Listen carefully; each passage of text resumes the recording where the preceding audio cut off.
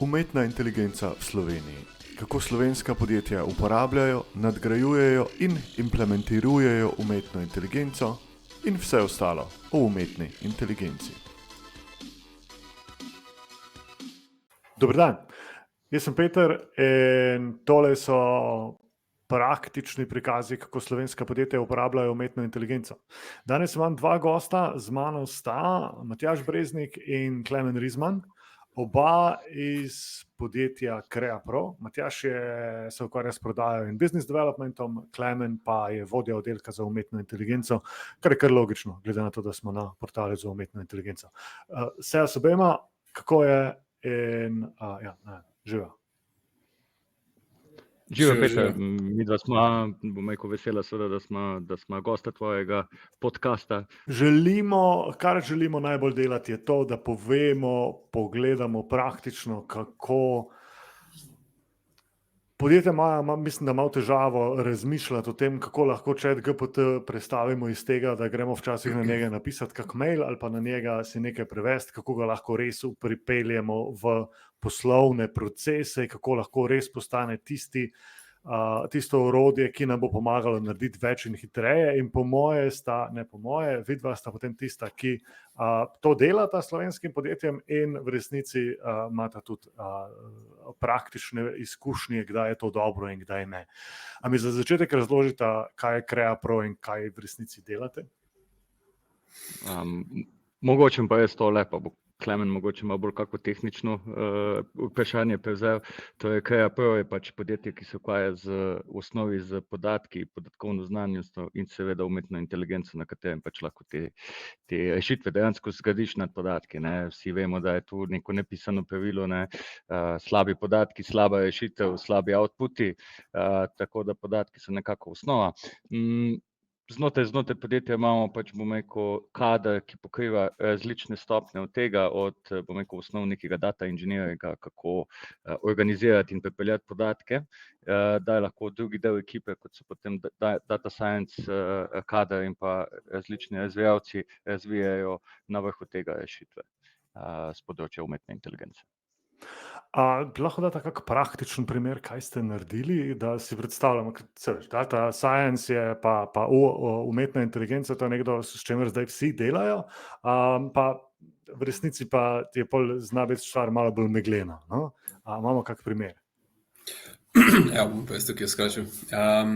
Torej, mi se že več kot 10 let recimo ukvarjamo s področjem podatkovne znanosti, in boom je v bistvu boom z področja umetne inteligence je prišel lani v bistvu, ko je pač tudi ta GPT, predlani, ko je tudi ChatGPT ven prišel, ko je pač prvič bil neko tako orodje, ki je bil predstavljen množicam in ki je bil enostaven za uporabo, imel neko dodano vrednost, fascinantno orodje, malenkost drugače, ampak v osnovi, s čim smo se pa mi najprej ukvarjali, je pa v bistvu vpeljava metodologij, tehnik, strojnega učenja v poslovne procese. In če gremo konkretno na primere, smo recimo podpora v marketingu, recimo je en izmed takih primerov. Bom hipotetično govoril, si vodja marketinga v, dajmo reči, neki banki in tvoja naloga je, koga nasloviti z nekim produktom, s katero vsebino, preko katerega komunikacijskega kanala. Vse to so neka vprašanja, na katera si kot vodja marketinga moraš odgovarjati, zato da čim bolj optimiziraš vse skupaj. In v bistvu mi s pomočjo teh tehnologij pomagamo odgovarjati na ta vprašanja. Na primer, recimo, pogledaš svoje stranke, narediš analizo podatkov, da dobiš občutek, kakšne so neke porazdelitve tvojih komitentov, se pravi, kako se obnašajo, katere produkte uporabljajo in podobno. Potem pa pripraviš podatke, narediš nek napovedni model, nek model strojnega učenja, ker v bistvu mu rečeš, v preteklosti so te stranke kupile nek specifičen produkt. Pa dajmo reči hipotetično izredni limit.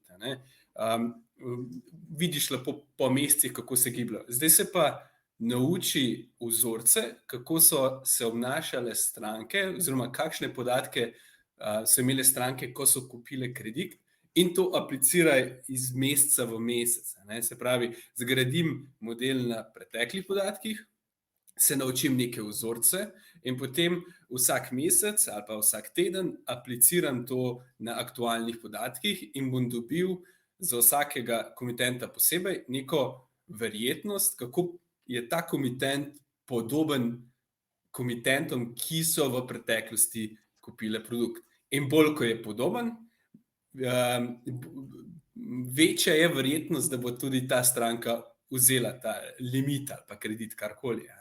In to je recimo zelo osnovna zadeva, ki jo delamo. In na ta način si odgovoriš na vprašanje, se pravi, recimo imam milijon komitentov, namesto da jaz zdaj pošljem vsem komitentom mail, ali te zanima izredni limit, oziroma tukaj imaš izredni limit, ga lahko samo top 2000 recimo pošljem, pa bom bistveno bolj zmanjšal svojo množico, zmanjšal si bom stroške, se pravi, namesto da bom vsem poslal mail, bom samo parim, ali pa še boljša, zdaj lahko vem, katere se mi splača klicati, kar je pa sploh zelo pomembno, ko pripravljaš kampanjo. In to je tako prvo vprašanje. Potem greš pa lahko naprej, preko katerega komunikacijskega kanala, komu poslati mail, komu SMS, koga poklicati.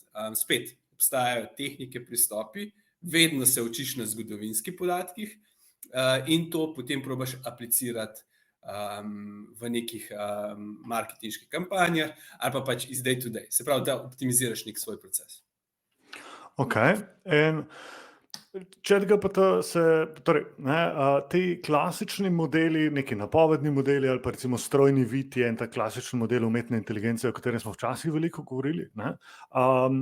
Potem pa nas je vse presenetil ChatGPT. Kako se ChatGPT razlikuje od ostalih modelov umetne inteligence?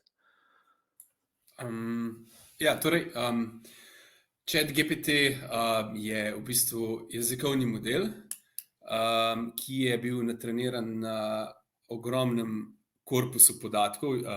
Podatki tukaj smatramo kot neke besedila. Se pravi, OpenAI je pripravil proces, ki je v bistvu iz interneta pobiral različne tekste, med drugim tudi slovenske tekste, zato ker ChatGPT zna slovensko oziroma zna odgovarjati v slovenščini, zna prevajati in podobno. Kako se razlikuje? Ko mi delamo nek recimo specifičen model za podporo marketingu ali pa za napoved prodaje ali pa ne vem, omenil si prej računalniški vid. Vedno imaš neko specifiko in tukaj ChatGPT specifika je razumevanje vprašanj in podavanje odgovorov, oziroma njegova primarna naloga je napovedati naslednjo najbolj verjetno besedo, glede na kontekst, v katerega je postavljen. Njegova specifika od ostalih se razlikuje, da je natreniran na največjem, oziroma da ga se uporablja, da so ga trenirani na kar se da velikem korpusu besedil, je generalen, ni specializiran za neke naloge, ampak je pač dokaj generalen, medtem ko klasično, če želiš rešiti nek specifičen problem, je smiselno, da ne treniraš te modele na nekem podatkovnem naboru, ki je primeren za reševanje tvoje naloge. In ker tako boš najbolj efektiven na koncu. Meni se zdi, da jaz na svojih predavanjih ponavadi razlagam, da je ta uporaba ChatGPT-ja, kjer gremo na spletno stran, pa nekaj vpišemo, pa dobimo nek odgovor, sicer super in izjemno čudovita, ampak v resnici pa to ni nek način uporabe, niti takšen, ko ga bomo v prihodnosti uporabljali, pa niti najbolj napreden ali pa pameten način uporabe. Generalno bomo ChatGPT zelo dobro uporabljali takrat, ko ga bomo ali napolnili s svojimi podatki ali pa bo postal del orodij. Zdaj, Copilot v Officeu recimo je že en tak korak naprej, kjer v resnici lahko delamo na svojih stvareh. Polnjenje GPT-ja s svojimi podatki poleg seveda njegovega osnovnega učenja je pa tisti dodaten korak naprej, ki bi ga morala podjetja narediti, če jaz kaj razumem.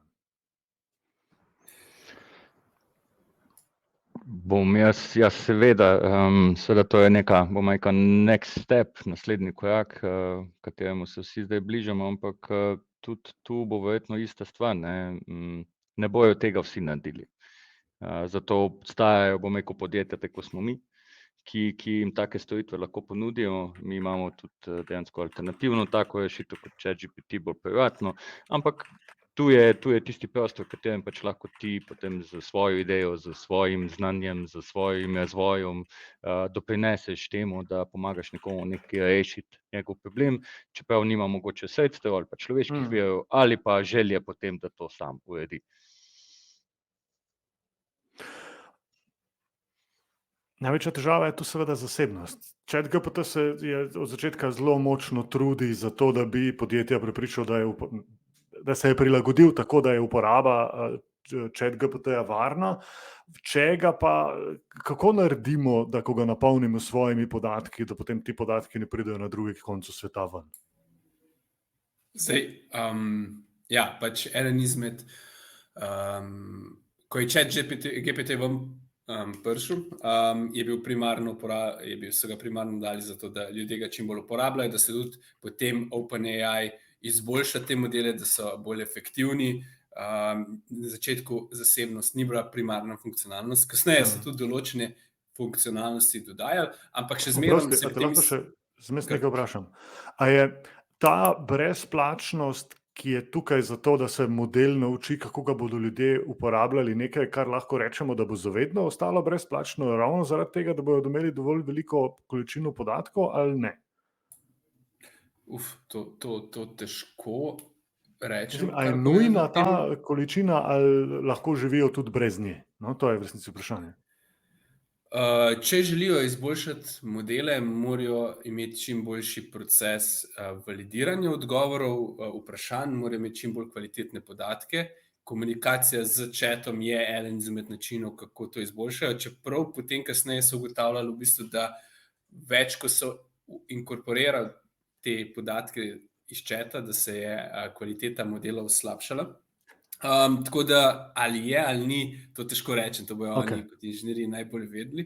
A bo skozi zastonj, tudi težko rečem, načeloma je OpenAI so štartali kot non-profit organization, se pravi neprofitna organizacija in potem insiderske zgodbe ne poznam najboljše, ampak potem so se ravno nekaj sporekli, ker so določeni ugotovili, da se bolj splača da je zelo profitabilna zadeva. Potem je še Microsoft prišel vse skupaj v igro, tudi moram priznati, da res ne poznam tako dobro ozadja, kaj se dogaja, ampak a bo naprej zastonj ali ne. Jaz bi rekel na prvo žogo, mislim, da bodo še naprej. Vprašanje je pa, katere modele bodo dali zastonj za uporabo. Verjetno, Peter, ti iz marketinških vod veš vzgib, zakaj je verjetno zastonj in bo še nekaj časa zastonj. Verjetno neki limitirani verziji vsekakor. To je pač nek megafon, bom rekel, tehnologije, ki pripelje določen procent jih v plačljivo verzijo, v vse ostalo. In jaz sklepam, da bojo verjetno še nekaj časa imeli kot frontenerji take stvari zastonj, zato da pač tudi sebe kot, bom rekel, tiste frontenerje kažejo. Ja. Klemen, govorila sva o zasebnosti. Rekel si, da se najprej z zasebnostjo niso podrobno ukvarjali, ampak zdaj pa nadaljuješ. Kar se tiče zasebnosti. Ena izmed težav je, da vse, kar si ti, kar je uporabnik vnesel v ChatGPT, bodi si tekst, bodi si dokumente, so oni pridno shranjevali pri sebi in potem imeli za kasnejšo obdelavo oziroma do treniranja modelov. Potem so dali ven plačljivo verzijo, kjer v bistvu uporabnik ima na voljo novejše verzije GPT-ja, hkrati so tudi garantirali, da oni teh podatkov potem ne bodo uporabljali za učenje. No, izkazali se je, da sicer mogoče za učenje res niso uporabljali, so pa imeli še zmerom interni zaposleni dostop do teh podatkov, kar iz poslovnega vidika ni ok, če si podjetje, ki želi nekaj delati s tem. Microsoft je ubral strategijo, da v bistvu oni so inkorporirali OpenAI servise v svoj Azure, se pravi, jih imaš na voljo GPT as a service, kar ti Microsoft tukaj garantira, ker oni grejo pa bolj B2B zgodbo, ne business to business, v bistvu ponujajo enterprise rešitev, kjer ti lahko ta identičen GPT, ali pa načeloma 2 meseca so zadaj, uporabiš znotraj svojega podjetja, vse, kar moraš imeti nek račun na Azurju in do tega lahko potem dostopaš. In tu pa potem imaš ti kot uporabnik nadzor nad tem, da kako uporabljaš, katere podatke vnotri poseduješ, in Microsoft ti garantira na drugi strani, da so te podatki samo tvoji, privat, nikamor ne grejo, nič se ne trenirajo, za nič se ne uporabljajo in ga res lahko uporabljaš GPT samo kot funkcionalnost in ne poseduješ nobenih informacij njim nazaj. Tako da okoli tega bo Microsoft buildil res nek ekosistem.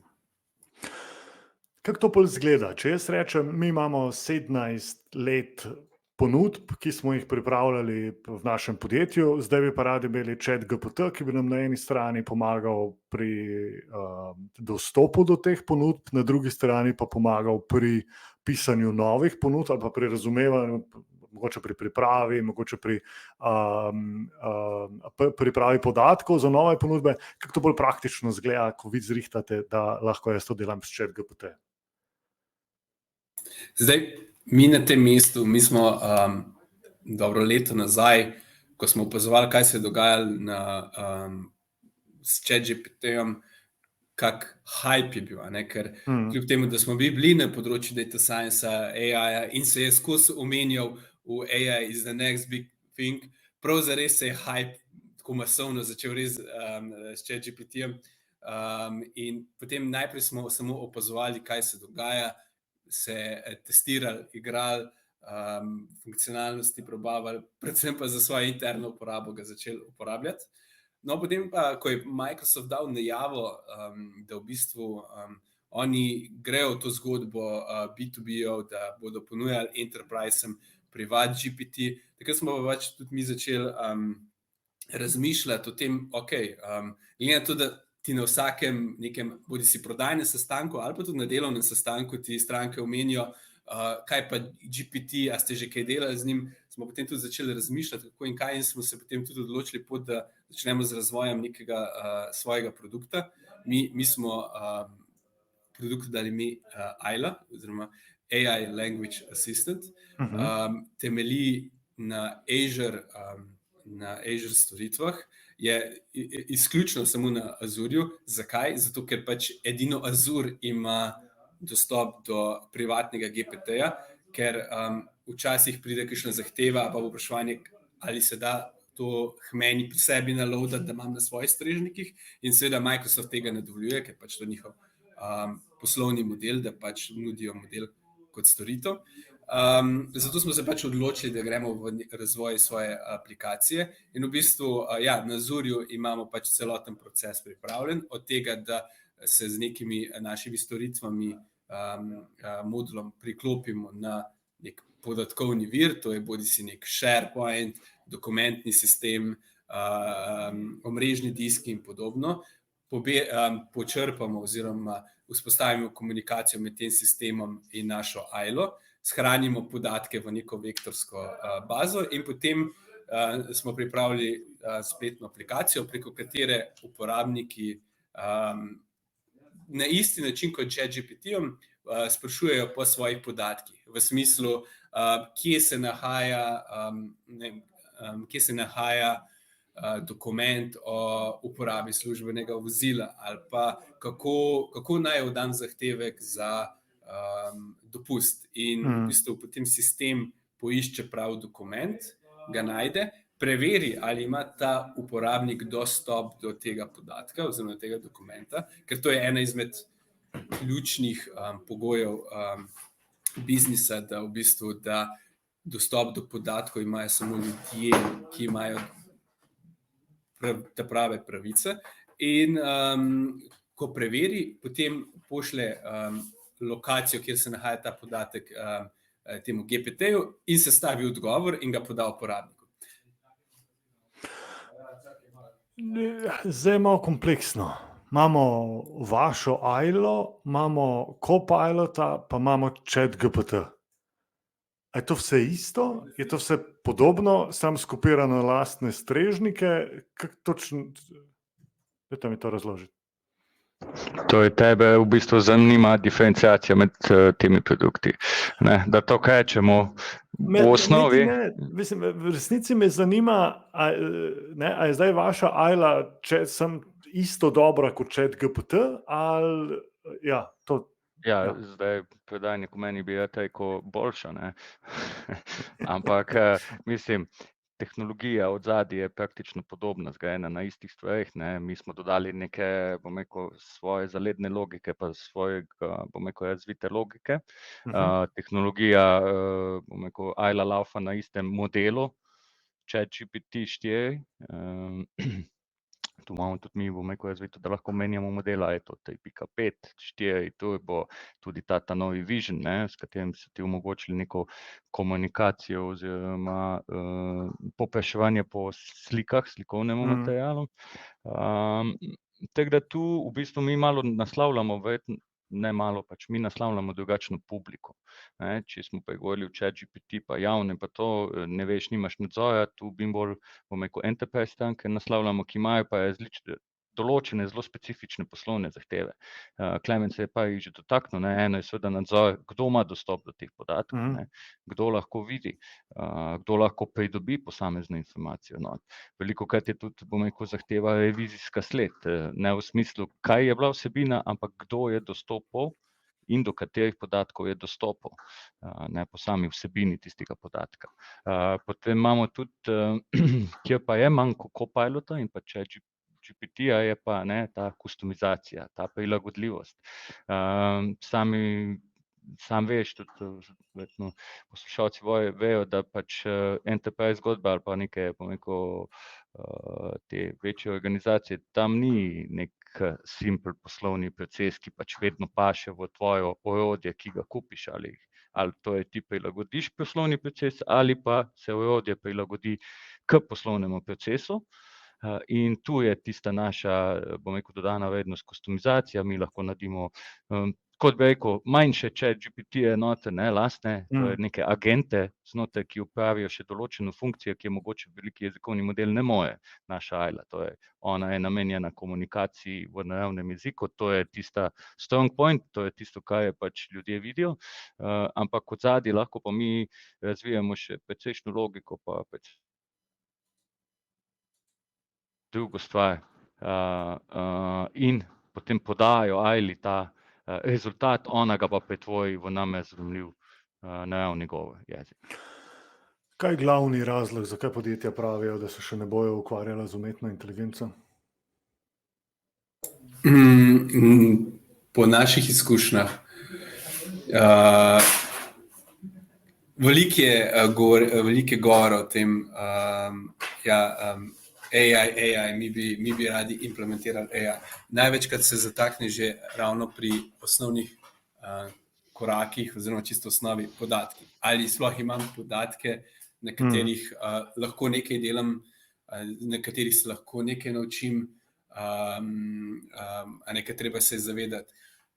Sej, fraza je že stara, garbage in, garbage out. Če ti nimaš urejenih podatkov, če nimaš ti pripravljenih stvari za to, potem ne bo. Je pa res, da ChatGPT je pa mogoče ena, pa LLM, bom tako povedal, se pravi, veliki jezikovni modeli so pa ena zadeva, za katere ti prav zares ne rabiš svojih podatkov, da boš ti ga ustvaril. Ti ga lahko nekaj, kar je že narejeno, uporabiš in ga samo prilagodiš, da paše v tvoj poslovni proces oziroma prilagodiš poslovni proces, da bo odprt oziroma omogočal uporabo oziroma izkoristil uporabo jezikovnih modelov. Pa verjetno je tudi to razlika, ne? Da lahko jaz pač v ChatGPT vržem noter različne dokumente v različnih jezikih, pa v resnici sploh ne rabim imeti urejenih podatkov. Seveda na eni strani, če želim zdaj delati analizo, ne vem, z Genijem smo imeli tudi tukaj intervju, oni analizirajo, koliko elektrarne delajo, tam so seveda Exceli in neke podatki zelo jasno strukturirani.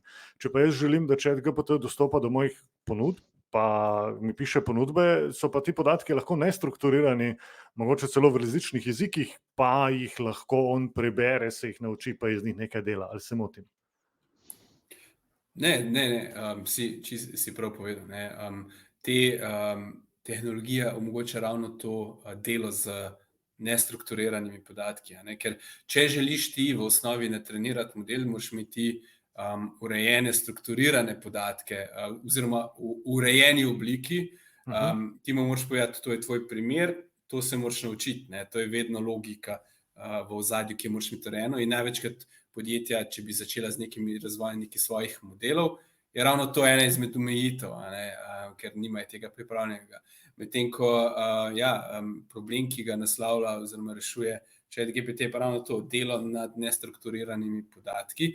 Drugače v praksi se izkaže potem kasneje, ko se odprejo vprašanja, kdo lahko dostopa do katerih podatkov, moraš začeti razmišljati, kako bom imel podatke strukturirane, da bom lahko uredil neko logiko, kdo do koga dostopa, bom naredil, pripravil različne varnostne skupine, na kak način, a bom to po mapah sortiral, a bom imel kakšen meta podatek in podobno. Tako da slejko prej se sooči s tem, ampak je pa res, za čisto osnovno uporabo je pa dovolj, da pač ti rečeš, ok, zdaj bom pa recimo jaz uploadal nek dokument, a pa tukaj so moji dokumenti in jih berite iz te datoteke in bom dal v osnovi vsem uporabnikom na voljo. Kasneje, ko pa greš, ko pa razvijaš bolj napredne zadeve, je pa vedno se izkaže po neki potrebi, da je to treba urediti in te nestrukturirani podatki grejo vse v smer, da se jih proba čim bolj strukturirati.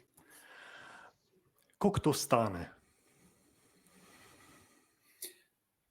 Tjaž? Ja, mogoče v mestu odgovor. Zdaj, naša rešitev ali nasplošno? Jaz bom rekel, če... Ja, kar povej. Oprosti, sama licenca za naša ILO na uporabnika je dejansko cenejša kot javni ChatGPT, oziroma tudi cenejša od Copilota. Glede na to, da sta pozicionirana glih obratno, to je okrog $20 ChatGPT in 28 Copilot, mi imamo manj, tudi ponujamo neke enterprise agreemente za licence. Je pa res, da se parkrat, mislim, je pogosto vprašanje pri potencialnih strankah, koliko nas bo to koštalo, zato ker pač tista klasična umetna inteligenca je že ime, tehnologija, fama, okrog tega pač, to ne dobi za 1000 evrov, nam tako rekel. Ja. Vsak ve, da pač je neka moderna tehnologija, zato pač treba malo več znanja, malo več efforta in zato tudi so rešitve malo dražje. Tu je pa, bom rekel, ta široka dostopnost tudi tu možna. Pač klasična disruptivna tehnologija, kjer je nekdo pač, bom rekel, bolj kompleksen proces poenostavil za nas, malo bolj, zdaj se bom med laike prešteval, tehnične. Za nas laike, jaz lahko zdaj dam pač nestrukturirane podatke in dobim dobre odgovore, pa dobre rezultate.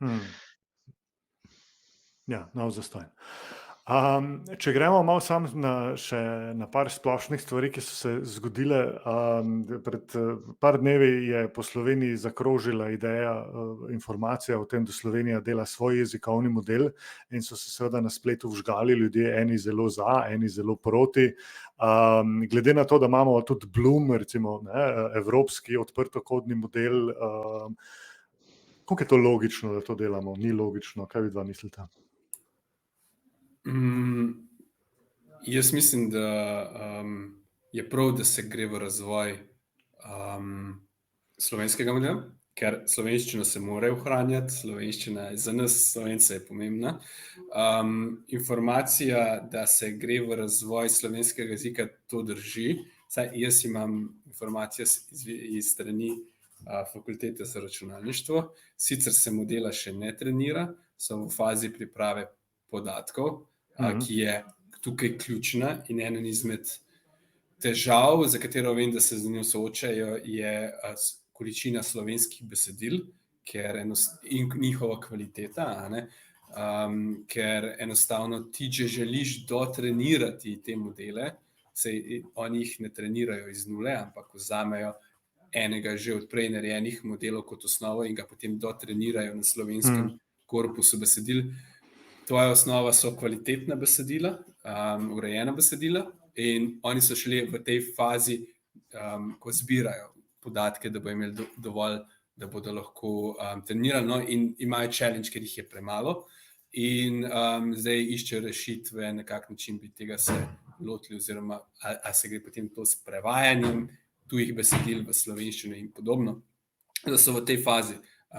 Jaz se strinjam in podpiram razvoj slovenskega jezika, moramo ga ohranjati. Konec koncev pa, mi vsi vidimo ChatGPT kot neko online orodje. Vedno se moraš na drugi strani vprašati oziroma si postaviti fakt, da niso vsa podjetja, organizacije odprte do clouda. So tudi organizacije, ki ne želijo deliti podatkov v oblak, oziroma primer že tukaj je, ko imaš podatke tipa, mislim, da tajno, oziroma določeni podatki ne smejo zapustiti slovenskega ozemlja in v teh primerih potem ti ne moreš uporabljati clouda, zato ker recimo Microsoft nima hostanja strežnikov v Sloveniji in kar naenkrat to predstavlja potem velik problem, oziroma ga ne moreš uporabiti. In zato je tudi pomembno, da ker obstajajo podjetja in organizacije, ki imajo to potrebo, imajo veliko poslovnih challenge-ov, ki bi jih tako orodje lahko reševalo in podpiramo in mislim, da je prava smer. Mislim, če jaz tu še dodam, tu je tudi vprašanje nacionalne suverenosti, a ne tile podatki, te tehnologije bodo nek ključni dejavnik so že in še bojo ključni dejavnik prihodnosti. V zadnjih geopolitičnih dogodkih smo zdaj tudi videli neko pretirano izpostavljenost in navezanost na ali rešitve ali dobavitelje izven, bom rekel, nacionalno, evropsko in potem še globalno, in tako da jaz tudi mislim, da tule v nacionalnem interesu, da imamo to, da se to, bom rekel, gremo, tudi če pač ne bomo mogli doseči takega obsega ali pa kaj kot lahko v tujini, ampak je pa iz nacionalnega nivoja zelo pomembna stvar. Super. Zadnje vprašanje. Kaj je tista umetna inteligenca, s katero se vidva igrata, ko imata malo časa v službi, ali pa s katero se igrata doma? A je kakšna stvar, ki bi jo predlagala, da jo pogledamo, ki se vam zdi zabavna, pa jo lahko delita?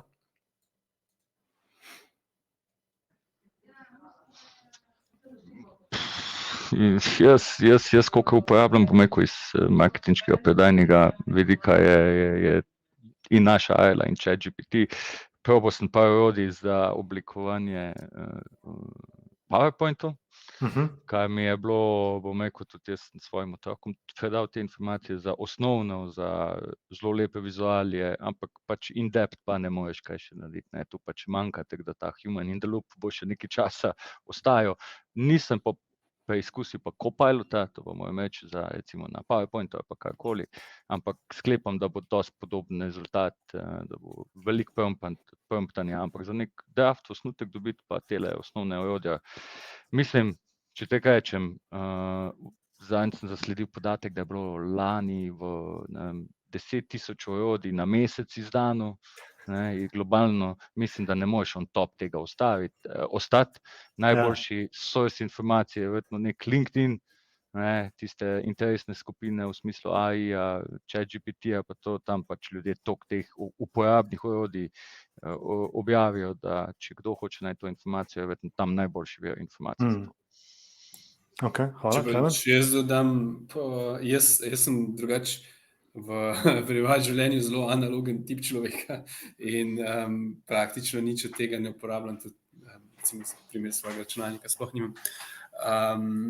Tako da, kar se pa tiče v službene namene za igranje, za testiranje je super zadeva GitHub Copilot, se pravi pomočnik za pripravo, pomočnik pri programiranju, bodi si ti razlaga kakšen del skript, bodi si ti sugerira neke določene,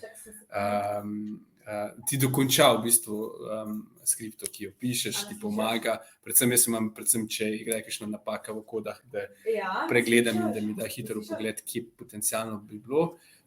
Zanimiv mi je, fascinanten mi je ta nov model od OpenAI Sora, ki To bo verjetno naslednji tako presenečenje, ko je bil ChatGPT, ne? Ja. Mislim, fascinantno, kako dobro dela, kako je realen, vedno se opaža detajle v zadnjih rokah predvsem, ampak mislim, je kar crazy, kako je dober in če nisi pozoren, tako enostavno spregledaš, da misliš, da je realno, da je kar noro.